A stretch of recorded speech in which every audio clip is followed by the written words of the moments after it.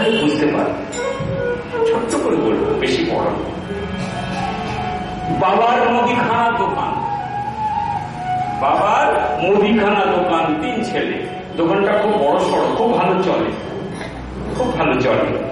এখন বাবার মরণ ব্যাধ হয়েছে, মানে বয়স হয়েছে, তো আমরা সকলেই তো চলে যাবো, আমি তো থাক ঠিক করে কতদিন ধরে আছে দেখছেন না, যাবেন না, সহজে যাবেন। অমর ফল খেয়েছে, এই ওনার সঙ্গে মেলামেশা করছি, তো আমি যাবো না, আপনারা সবাই চলে যাবেন। তা বাবারও ইচ্ছা যে আমার শরীর যতই খারাপ হোক আমি কিন্তু যাবো না।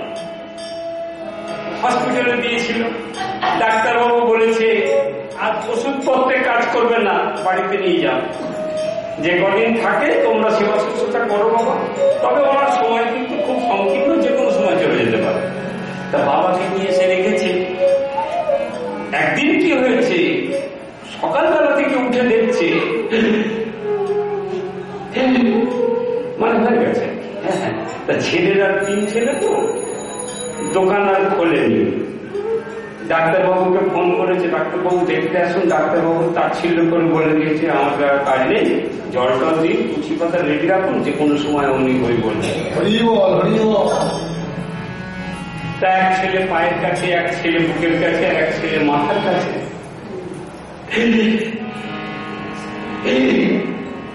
মানে শেষটা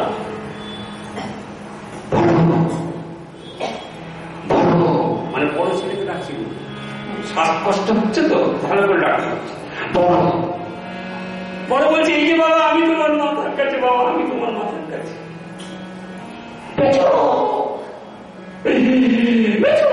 মেজোকে ডাকছে, মেজো বলছে এই যে বাবা আমি বুকের কাছে। মানে ছোট বলছে না, ছোট বলছে এই যে বাবা আমি তোমার পায়ের কাছে। দোকানে কে?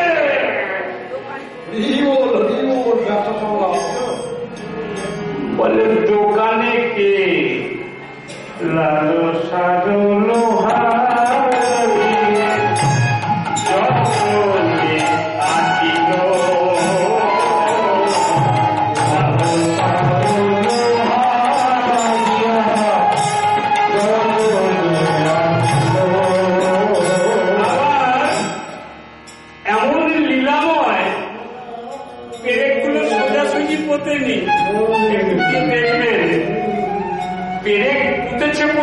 শেষগুলো বেরিয়ে দিয়েছে। পেরেক পুঁতেছে, মুখের দিকটা তো বড়, যাতে কোন রকম না বেরিয়ে যায়, আর শেষের দিকটাও যাতে কোন রকম না খুলে যায়, ওই জন্য বাঁকানো আছে। পদকর্তা বলছে বাঁকানোর কারণটা কি জানো? লালসা যায় না, লালসা যায় না,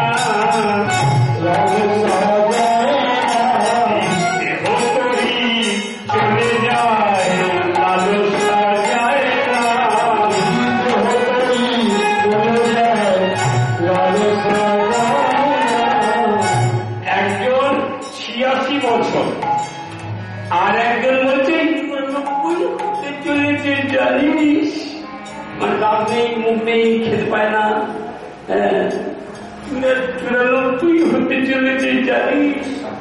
ইচ্ছা ছিল ওই জমিটাতে আরেকটা বাড়ি করবো, হলো না, হলো না। লালসা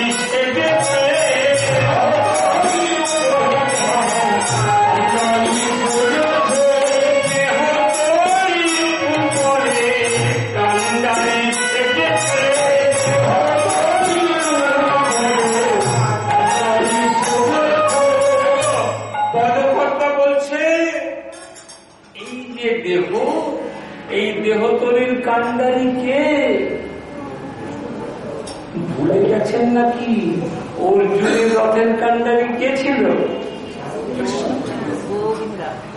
আমার রথের কান্ডারি কৃষ্ণ। তিনি আছেন, তাই তো আমি আছি। কৃষ্ণ অর্জুন দুজনে কথা হচ্ছে, যুদ্ধ শেষ হয়ে গেছে। মহাভারত যুদ্ধ বিশ্রাম শেষ হয়ে গেছে। অর্জুন বলছে, সখা চলো এবার আমরা রথ থেকে নেমে চলে যাই। কৃষ্ণ বলছে, সখা ঠিকই বলেছ, তুমি আগে নামো, তুমি আগে নামো। যেই অর্জুনকে বলেছে তুমি আগে নামো, অর্জুন চিন্তা করছে আমার গাড়ির ড্রাইভার আমাকে বলে আগে নামো, হুকুম করছে, ড্রাইভার নামো। কৃষ্ণ তো ড্রাইভার, যুদ্ধ কোথায় করেছে? শুধু তো বলেছে আমি রথ চালাবো। তার চালককে আমরা ড্রাইভার ছাড়া কি বলি? আমার গাড়িতে দুজন ড্রাইভার আছে, তাহলে আমি ওই ড্রাইভারই তো বলবো। তা আমাকে ড্রাইভার আদেশ করছে, মালিককে আদেশ করছে না। অর্জুনের একটু প্রেস্টিজ আছে না, প্রেস্টিজে লেগেছে। অর্জুন বলছে, সখা তুমি আগে নাও, তুমি। কৃষ্ণ বলছে, সখা তুমি আগে নাও। দুজনের কথোপকথন হচ্ছে। যুধিষ্ঠির দূর থেকে শুনতে পেয়েছে। যুধিষ্ঠির ভাইকে বলছে, অর্জুন সখা যখন বলছে তুমি আগে নাও না ভাই। এখন দাদার কথা তো আর ফেলতে পারে না। এতক্ষণ সখার সঙ্গে খুব তুমি আগে হচ্ছিল। যখন দাদা বলেছে একটু গুসা করে, মানে একটু রাগেতেই নেমে গেছে। তো অর্জুন নেমে একটু দূরে দাঁড়িয়েছে। তারপরেই কৃষ্ণ ওই রথ থেকে নেমে যেই অর্জুনের কাছে গেছে, ধাপ করে দেখলো ওই রথটা জ্বলে গেল, আগুন লেগে গেল। যেই ওই রথটায় আগুন লেগে গেছে, অর্জুন জিজ্ঞাসা করছে, সখা এটা কি হলো? আমার এত সাধের রথ আগুন লেগে গেল কেন? গোবিন্দ বললেন, অর্জুন এই জন্যই তো তোমাকে আমি আগে নামতে বলেছি। আমি যে শখের সাধের বাগান থেকে নেমে আসি, সেই বাগানে আগুনই লাগে।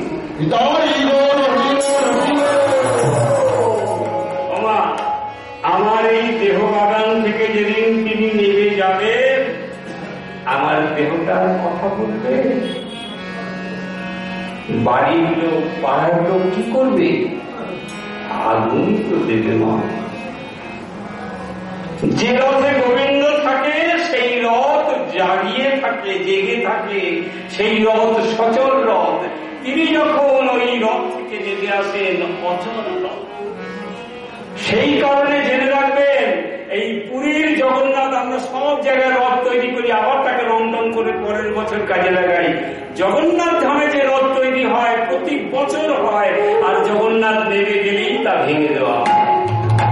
এবং ওই রথের কাঠ দিয়ে রন্ধনশালায় কাজে লাগে, জ্বালিয়ে দেওয়া হয়। তাই তো এই সবকিছু যখন ওই রথের সঙ্গে আমার দেহর সঙ্গে মিলে আছে, ওই কান্ডারিকে গোবিন্দ। তাহলে গোবিন্দ আমার সেই রথে ওই নৌকার উপর দাঁড়িয়ে এইবারে চিন্তা করছে, আমি তো রাধারানীকে না ডাকলে যমুনার মনস্কামনা পূর্ণ হবে কি করে। তাই তিনি ওই যমুনার উপরে দাঁড়িয়ে দাঁড়িয়ে নিজেকে জানেন, তখনকার দিনে কিন্তু আয়না ছিল না মা। এই যে আমরা দাঁড়িয়ে তখন আয়না ছিল না, তো ওই যমুনার দিকে তাকিয়ে নৌকায় দাঁড়িয়েছে, দাঁড়িয়ে যমুনার দিকে দেখছে, আর মনে মনে ভাবছে কি জানেন, আমি এত সুন্দর কবে হলাম, আমি এত সুন্দর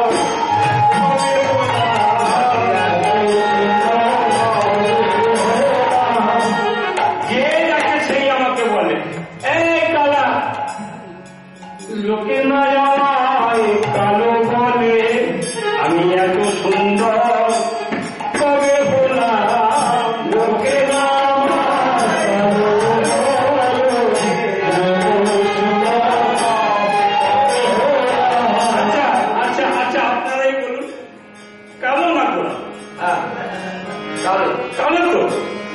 এত সুন্দর তবে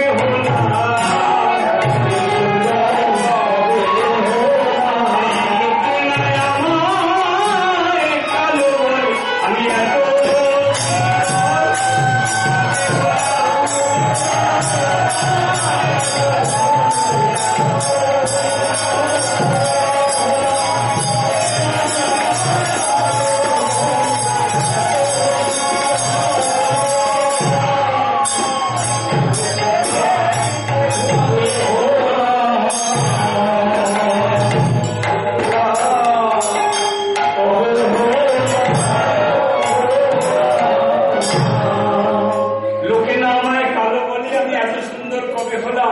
তাহলে আমাকে তো এখন রাধারানীকে ডাকতে হয়। তাই কি করেছে, রাধারানীকে ডাকতে গেলে কি করতে হবে, মুরলি বাজাচ্ছে। ওই বইটা ধরবে তো, এখন নৌকায় উঠেছে তো বইটা বাইতে হবে।